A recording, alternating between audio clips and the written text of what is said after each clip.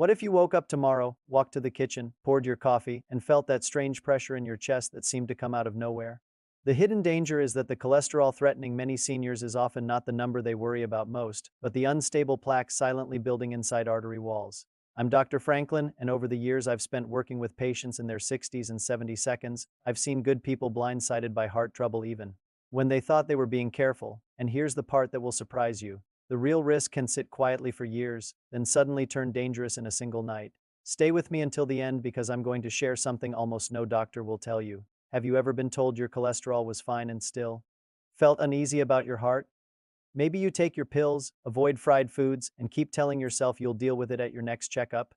Meanwhile, inside the arteries, tiny injuries can collect cholesterol, calcium, and inflammation like rust gathering inside an old pipe. One day that lining can crack, a clot can form, and a person who felt normal the night before is suddenly in an ambulance. That is why this conversation matters so much. So tell me this as we begin, has cholesterol ever felt confusing or contradictory to you? So what is really happening in the body when this danger builds so quietly? Here's the way I explain it to my patients. Your arteries are not rigid metal tubes. They are living, delicate tunnels with a thin inner lining that needs to stay smooth, calm, and flexible. When blood pressure runs high, blood sugar swings up and down, smoking, poor sleep, or chronic stress keep irritating that lining, cholesterol. Particles can slip underneath it. Think of it like water getting under paint on a wall. At first, you barely see anything. Then the paint bubbles, weakens, and starts to peel. In other words, the problem is not only cholesterol floating in the blood, the problem is what happens after those particles get trapped and inflamed inside the artery wall. And why does that matter so much after age 60?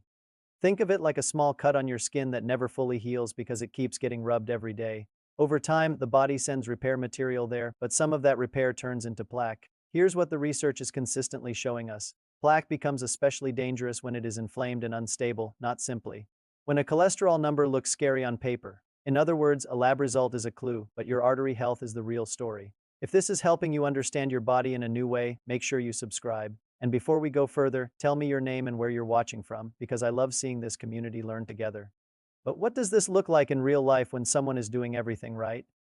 I think about Linda, age 68, a retired elementary school librarian who walked every morning, ate oatmeal most days, and never missed a checkup. Her total cholesterol was 184, which sounded comforting, but her triglycerides were 228, her HDL was 39, her fasting blood sugar was 112, and she was getting chest tightness 3 times a week when carrying groceries. She kept saying, "Doctor, I don't understand. I'm trying so hard." The small change we made was simple and cheap. She stopped drinking orange juice with breakfast and replaced her nightly crackers with a handful of walnuts and plain Greek yogurt. 12 weeks later, her triglycerides fell to 146, her HDL rose to 47, her fasting sugar dropped to 96, and the chest tightness disappeared.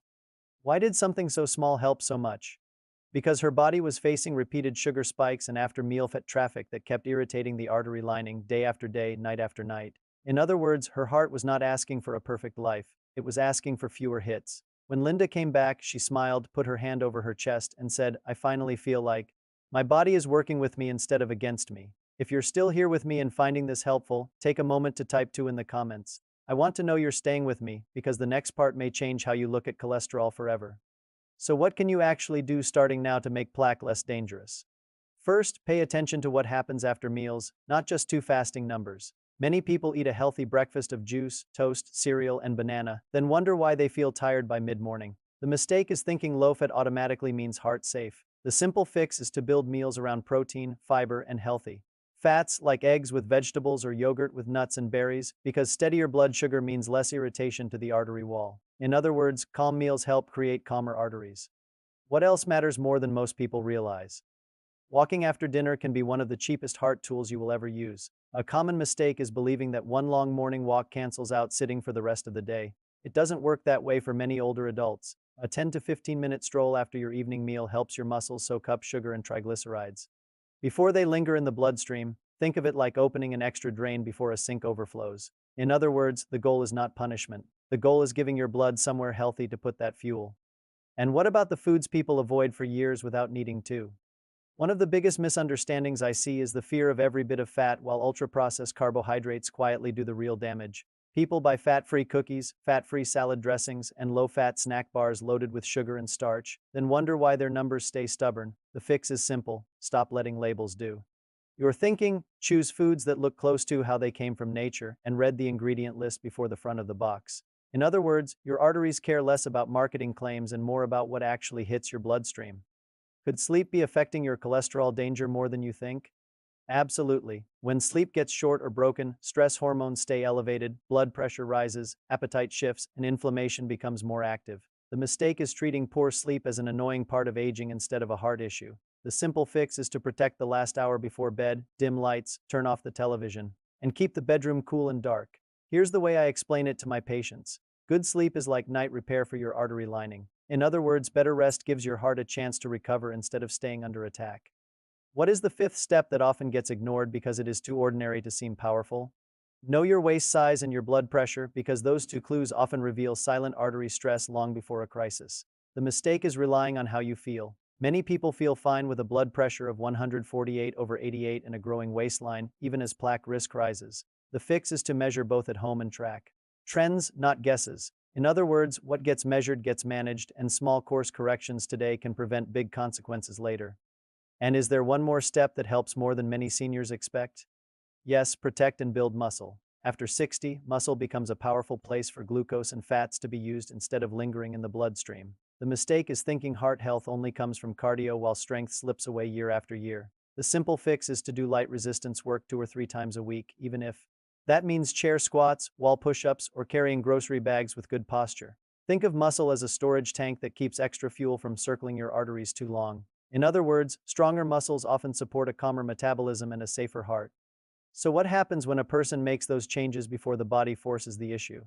Let me tell you about Robert, age 72, a part-time church pianist who loved his grandkids, hated hospitals, and honestly believed his daily bran muffin was protecting his heart. His LDL was 129, which did not frighten him, but his blood pressure was 154/92, his triglycerides were 241, and he was waking with calf cramps and shortness of breath twice a week when climbing the porch steps. He told me, I thought I was eating light, so I thought I was safe. We made one focus change first. He replaced his bran muffin and sweetened coffee creamer with 2 boiled eggs, half an avocado, and black coffee for mornings a week.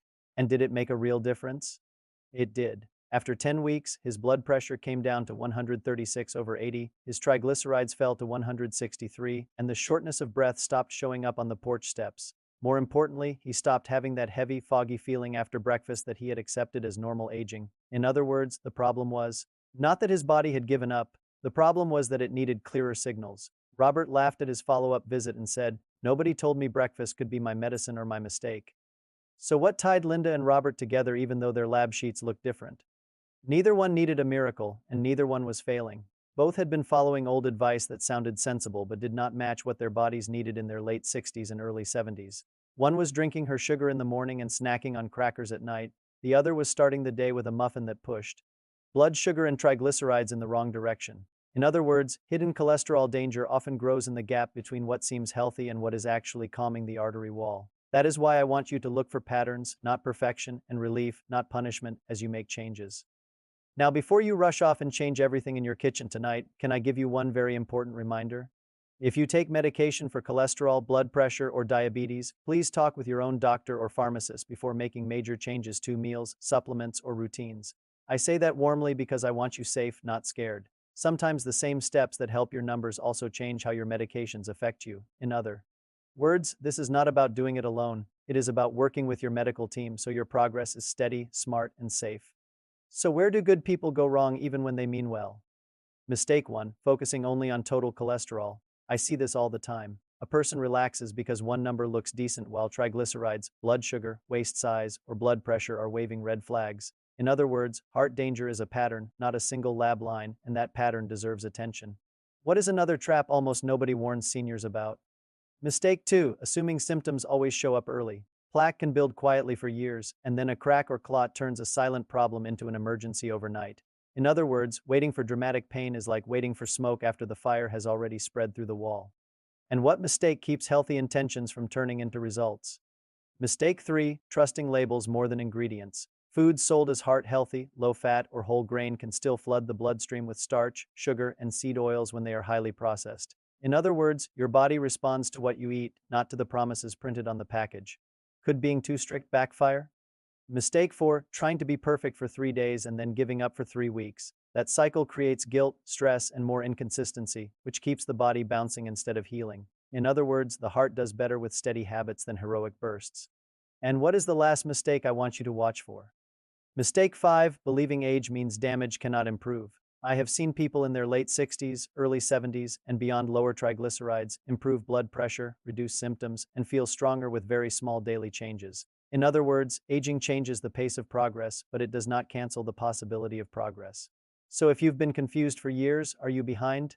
Not at all. Many viewers watching right now have spent decades hearing that cholesterol is a simple scoreboard, when real heart protection is much more about stability, inflammation, insulin response, sleep, pressure, and daily habits that seem almost too small to matter. But small does not mean weak. Small can be powerful when it is repeated morning after morning, evening after evening, year after year. In other words, your arteries listen to what you do most often, not to what you do perfectly once in a while. That should feel encouraging, because consistency is available to far more people than perfection ever was.